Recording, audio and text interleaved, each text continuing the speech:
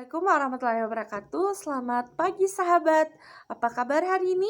Tetap semangat dan terus belajar. Baiklah, hari ini saya akan membuat video praktik berdialog menggunakan bahasa Bimba dengan anak. Tapi sebelum itu, saya akan memperkenalkan diri terlebih dahulu. Nama saya Nurdayanti dari Motivator Magang Gelombang kelima. Baiklah, sekarang saya akan memberikan contoh video berdialog bahasa Bimba dengan anak. Assalamualaikum Kakak David, selamat pagi. Gimana kabarnya pagi ini Kak? Alhamdulillah Ibu Guru juga sehat Kakak David. Kakak David kelihatannya udah rapi banget, udah semangat banget pagi ini. Kakak David udah MANDI gak? Udah. Tadi MANDI-nya sama siapa Kak? Sama MAMA. Wow, anakku baik. Udah mau nurut sama MAMA. Mandi pagi-pagi. Tadi waktu MANDI-nya pagi-pagi, gak lupa kan Kakak David gosok GI gitu. Iya, gak lupa. Tadi gosok GI-nya sama siapa? Sendiri atau sama mama? Sendiri. Wow, rajin banget. Udah mau berusaha sendiri gosok GI-nya. Ibu Guru boleh lihat kan GI Kakak David? Wow, bersih banget Kak. Kakak bagus. Bu kasih 2 jempol deh. Tos dulu dong, karena kakak udah baik, mau nurutin mama, mandi pagi, udah bisa gosok GI sendiri.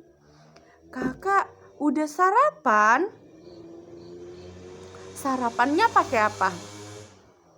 SU. Pasti SU-nya rasa coklat ya Kak? Kan kakak suka coklat. Iya, rasa coklat. Enak ya Kak. Kakak juga makan BUR. Ibu juga suka loh Kak makan BUR. Tadi makan BUR-nya sama siapa? Sama PA. Karena PA mau pergi kerja. Pergi kerjanya naik apa Kak PA-nya? Naik MOBIL. Wow, pasti PA cepet sampai ya Kak di kantor. Iya. Oke Kakak David, sekian dulu hari ini ya Kak. Assalamualaikum warahmatullahi wabarakatuh.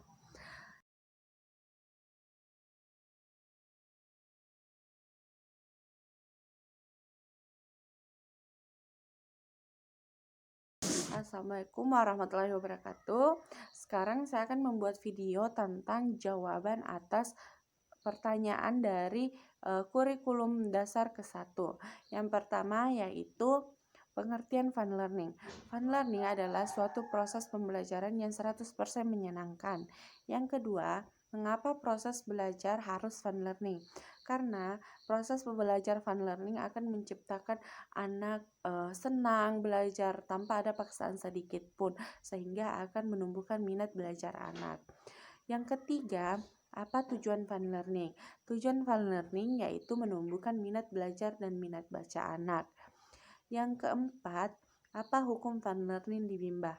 Hukum fun learning di Bimba yaitu wajib, karena kita harus membuat kelas yang proses belajarnya 100% menyenangkan agar anak bisa tumbuh minat baca dan belajarnya. Yang kelima,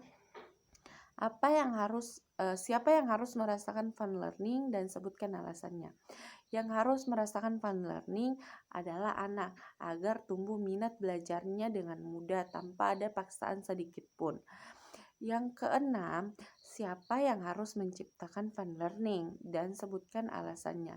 Yang wajib menciptakan fun learning adalah seorang motivator. Mengapa? Karena motivator yang membuat kelas menjadi menyenangkan agar bisa menumbuhkan minat belajar dan minat baca pada anak. Yang ketujuh, bagaimana cara menciptakan fun learning? Cara menciptakan fun learning yaitu melalui 2 step, yaitu small step system dan individual system, agar fun learning bisa tercapai. Yang kedelapan, bagaimana cara mengevaluasi anak, apakah anak fun learning atau tidak. Kita melihat apakah anak senang dan suka dengan pembelajaran, sehingga kita bisa tahu apakah proses pembelajaran telah fun learning atau tidak. Karena apabila anak merasa bahwa mereka resah, gelisah, bahwa berarti kita belum menerapkan fun learning yang sebenar-benarnya. 9. Apa dampak yang terjadi bila proses menyenangkan? Yang pertama, anak akan menjadi suka dan cinta dengan belajar tanpa ada paksaan sedikit pun dari orang lain, sehingga minat pembelajarnya mereka akan tumbuh dengan sendirinya. Yang ke-10, apa dampak yang terjadi bila proses belajar tidak menyenangkan? Apabila proses tidak menyenangkan, maka anak merasa benci dengan belajar, gelisah dengan pembelajaran yang mereka lakukan, sehingga menurut mereka pembelajaran yang mereka lalui adalah pembelajaran yang sangat sulit.